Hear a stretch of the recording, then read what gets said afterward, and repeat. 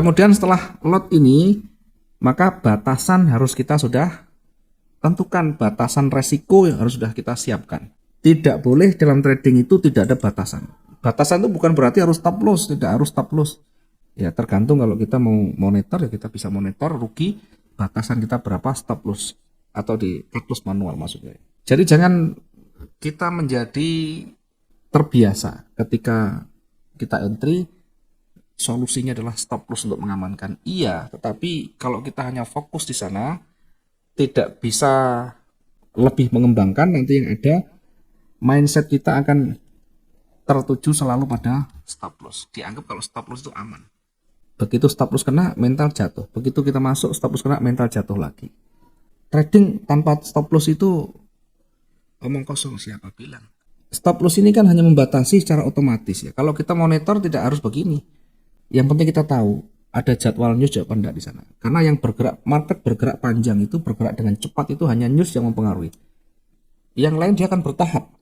Jarang market itu dalam waktu yang cepat dia langsung naik begini. Jarang begini, selalu ada tahapannya, selalu kelihatan di situ nanti. Nah, bagaimana cara mengenalinya? Maka harus memahami teknikalnya nanti. Nah, sebelum saya masuk ke sana, saya lengkapi dulu dengan batasan resiko yang harus kita terapkan. Maka kalau kita sudah menerapkan dengan baik, lot sudah kita ukur, batasan resiko sudah kita atur, akan kecil sekali kita beresiko rugi atau beresiko OMSI maksud saya. Kalau rugi biasa, yang penting rugi itu kita masih mampu mengembalikan. Nah, batasan resiko ini yang terkadang orang ini lupa atau mengabaikan. Berapa batasan resiko? Ada banyak cara. Kita bisa membatasi 2 atau 1%, 2%, 3% boleh dari modal. Ini yang wajar.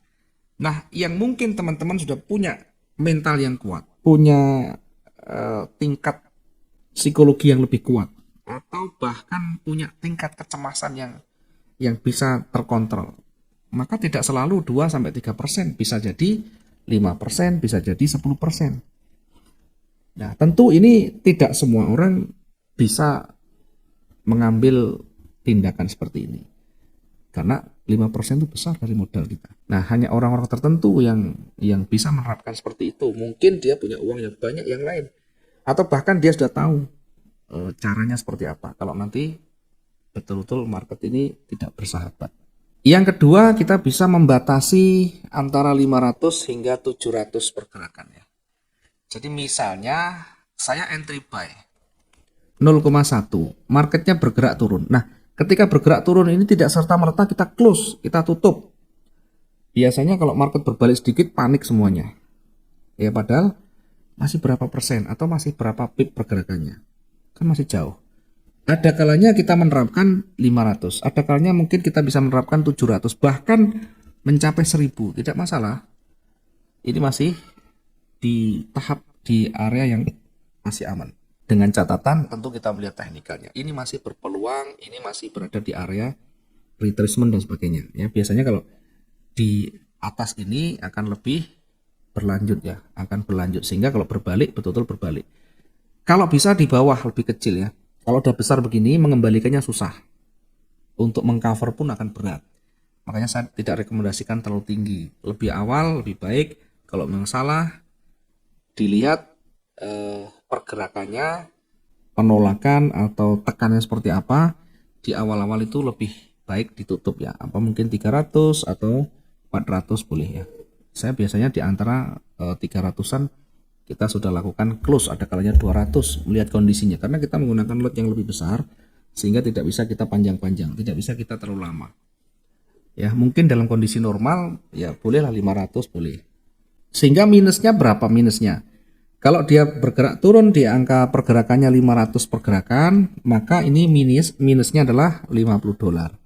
Tidak perlu menghitung pipnya pun tidak masalah. Kita hitung lotnya berapa, minusnya berapa, floating minusnya berapa, kita bagi dengan lotnya. Ya, kalau tidak bisa menghitung pakai manual, pakai kalkulator ya. Ya, berapa nanti 50 dibagi 0,1, oh ternyata 500 sudah mendekati batas maksimum kerugian saya. Harus disiplin di situ. Nah, ada banyak yang tidak menerapkan, tidak disiplin karena mungkin yakin saja. Ya, the power of believing ya, atau the power of hope namanya, hanya kekuatan berharap berharap kembali gitu ya. Kalau bisa betul-betul kita hitung, kita resikokan di awal, tidak masalah. Ternyata ketika saya cut loss, marketnya balik lagi, sudah, itu resiko yang harus kita terima, harus kita tanggung. Tidak usah berpikir ke bawah, ke belakang, harusnya kan begini, harusnya tadi kan masih, tidak usah disesali. Kalau kita sudah mengambil keputusan, tidak usah disesali. Kalau kita selalu nanti merenung lagi, tidak bisa kita nanti mendapatkan yang lebih baik lagi. Oke, ini yang nanti harus kita terapkan. Batasan resiko intinya. Sejauh mana kita membatasi resiko ketika market itu berbalik? Ada mungkin kita melihat dari support resisten ya. Batasan itu bisa dilihat dari support dan resisten di sana yang terdekat. Boleh saja. Nah, dari sekian batasan ini masing-masing juga nanti punya cara pandangnya, punya kemampuan untuk mengambil kebijakan. Jadi jangan dikira nanti harus 2%, harus 500, jangan. Ini kita belajar untuk mengikuti irama kita sendiri. Kira-kira saya berapa ya? Kira-kira harus dicoba terus begitu. Biar trading itu terbuka, tidak ada ilmu yang pasti. Sekali lagi, yang pasti itu kita menggali sendiri. Minimal kita tahu batasan, minimal kita bisa mengetahui probabilitasnya. Oke, ini berkaitan dengan batasan, sehingga kalau nanti bergerak terlalu jauh ya, seperti yang pernah teman-teman yang lain lakukan ya. Saya ini sering dicurhati sama teman-teman ya.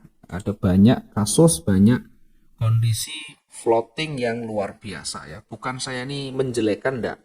Minimal sebagai sarana untuk kita koreksi ya. Kalau saya tampilkan, mohon maaf, bukan untuk saya mengolok atau membuli, enggak.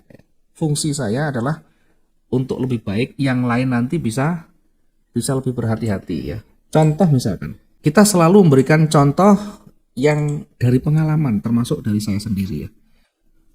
Ada banyak kasus yang terjadi seperti ini ya. Ini mohon maaf ya kalau ada yang tersinggung ya. Ini saya tidak menyebutkan nama siapapun. Saya hanya memberikan visual untuk pembelajaran, biar tidak terjadi hal-hal seperti ini. Saya tidak tahu bagaimana cara mengambil keputusan. Saya tidak tahu bagaimana cara menganalisa ya. Tentunya sebagai pembahasan, maka saya harus mengingatkan. Pertama harus diingat ketahanan di sini ya. Ini menjadi kuncinya. Ketahanan dan floatingnya. Equity ini adalah sisanya ya setelah ada floatingnya. Maka balance ini pastikan sesuai atau masih seimbang ya. Kemudian ekuitasnya ini betul-betul harus dijaga. Kalau balance ini modal, equity dan sisanya atau setelah kita kena floating, maka dipotong dari floatingnya, minus atau plus. Kalau plus berarti menambah, kalau minus mengurang. Jadi ibaratnya kita kontrak kita udah salah, kontrak kita itu sudah, walaupun modal kita 18.000, ini kita sudah kena minus sekian, mau dikembalikan dalam bentuk 18.000 enggak bisa. Terkadang ini masih ngotot teman-teman ya, Mas minta tolong atau Pak minta tolong biar supaya saya kembali lagi. Bagaimana? Karena kita sudah kontraknya sudah dari awal, kita sudah ibaratnya salah duluan. Maka belajarlah untuk menahan, belajarlah untuk menjaga ekuitas ini lebih dari 80% dari modal di atas. Kemudian jaga floating minusnya ini kurang dari 20%. Diingat, floating jaga kurang dari 20%. Sudah mendekati angka 20 bahkan lebih, maka harus segera di-cut loss mana yang paling membahayakan. Itu kalau kita ingin bertahan lama. Kemudian perhatikan, satu transaksi ini batasi maksimum 3% modal. Atau 2% boleh lah, yang paling aman lagi ya. 2% modal. Satu transaksi batasi maksimum di situ. Kalau kita tidak mau pakai persentase, maka batasi 500 sampai 700 pergerakannya. Sehingga kalau 0,1 ini ya berarti 5 sampai 7 dolar.